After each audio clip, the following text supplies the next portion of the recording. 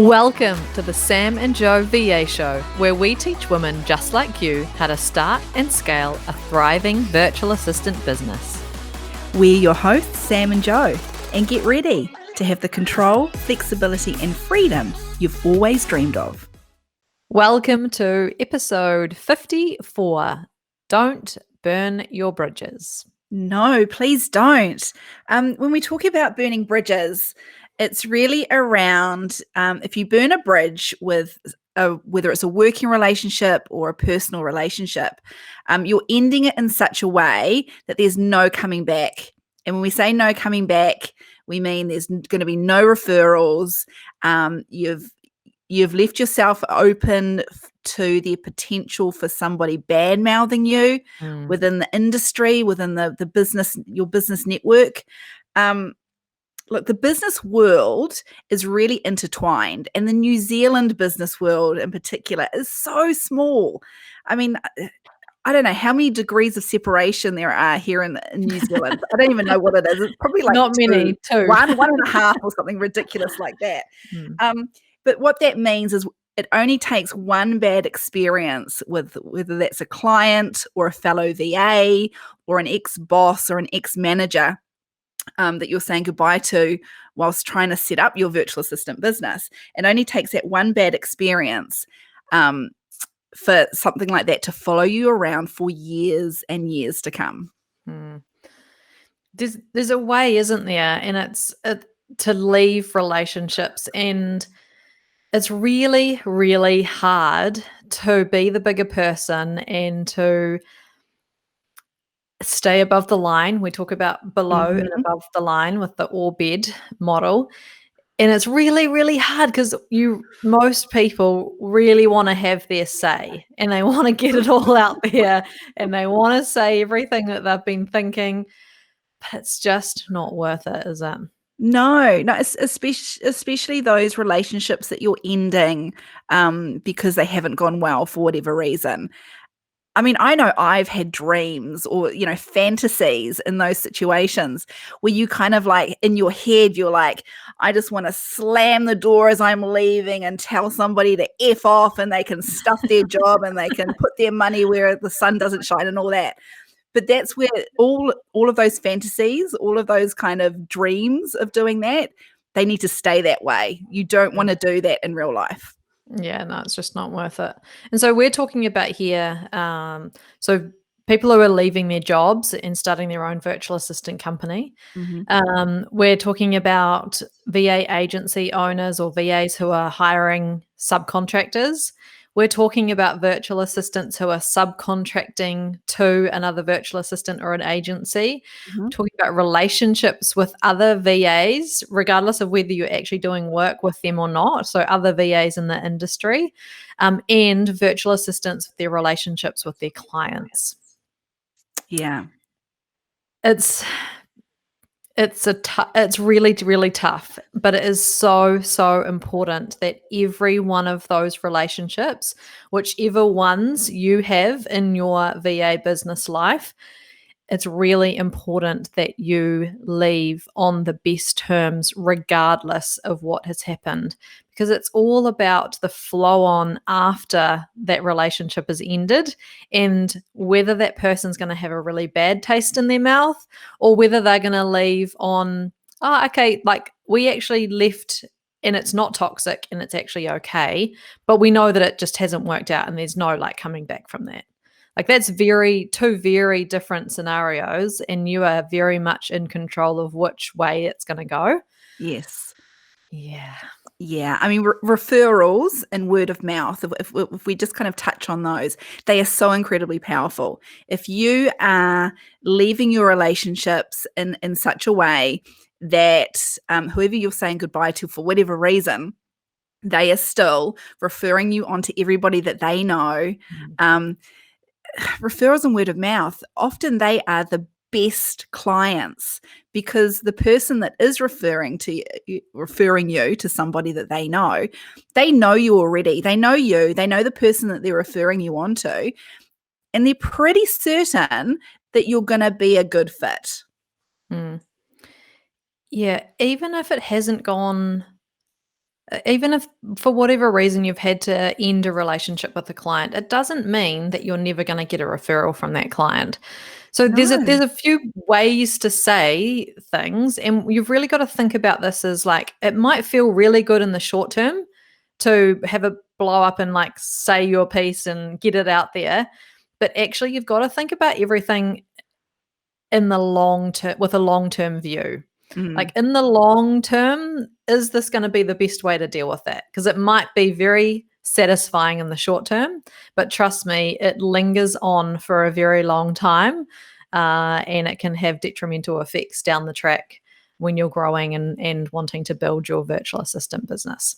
So let's go through some ways that we can say something in a really great above the line way. Yeah, you are much better at this than I am, Jo. So you kick us off. So if it's not working out with a client, let's say that you're just not gelling with them, you've tried all sorts of things, maybe they don't give you information, it's really hard to get hold of them, and it's just not filling you with joy anymore. The best way to end that kind of relationship is to just have a phone call with them or a Zoom call and just say, hey, like, this just really isn't working out for me. I don't Mm. think that I'm a very good fit for you. Mm. It's becoming very hard to get information out, and I want to do a great job, but I'm just not able to in this relationship. So I'm going to end the relationship with you. I'm going to give you the 1 month notice. I would never just leave you in the lurch. And I have some really great great places that I could connect you to, so that you can find a really good fit VA. Yeah, I mean, you're not offending anyone saying something like that, are you? Yeah. It's so gentle. And I'm also not leaving the door open. Mm. Like, see how the door was very much closed? Mhm. This is happening and I've decided, but without being a dick about it. Like, I'm Yeah. still above the line. I'm still like being nice and thoughtful and like, I want to help you. I'm not going to leave you in the lurch. Like, those kind of things is definitely what you can say to clients.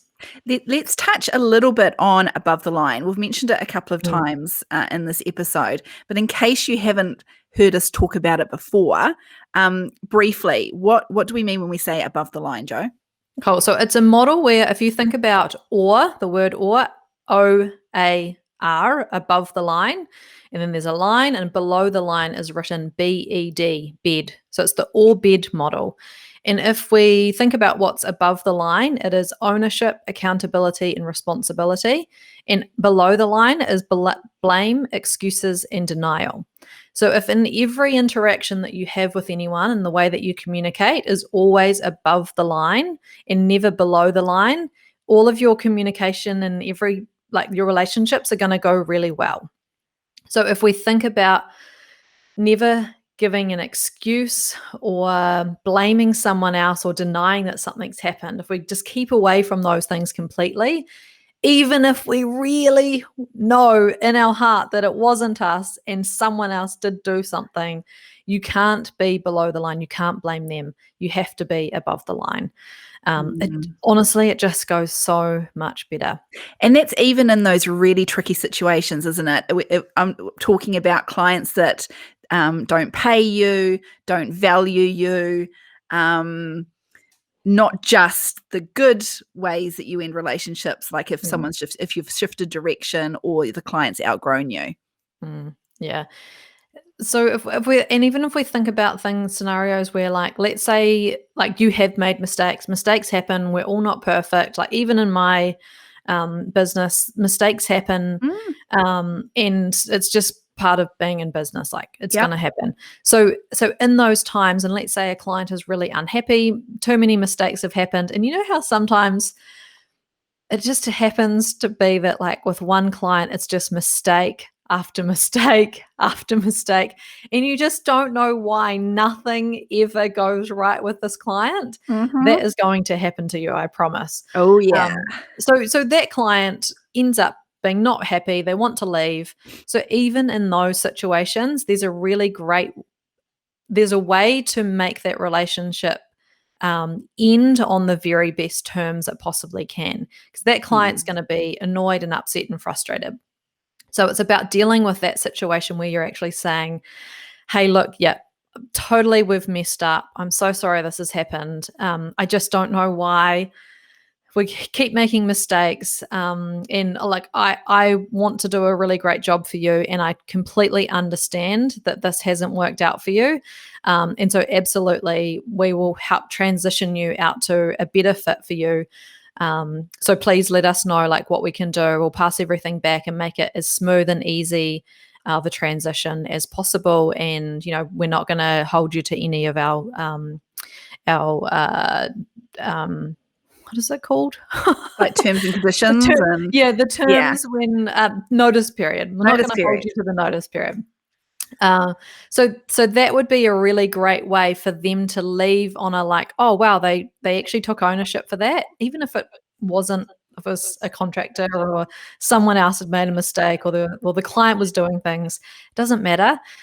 They will leave really feeling like, oh wow, they took ownership, they took accountability for that, and they're going to help me transition, and they haven't reacted to that or tried to defend what's happened. Yeah. So that's great, and that would be a great way to leave. Yeah, great outcome. Because at the end of the day, months down the track, years down the track, when that client remembers you or thinks about their relationship with you, they actually don't remember the mistake. The actual mistake or mistakes made, they're not going to remember that. The bit that they remember is how you dealt with it. Mm-hmm. Yeah, that's the important bit.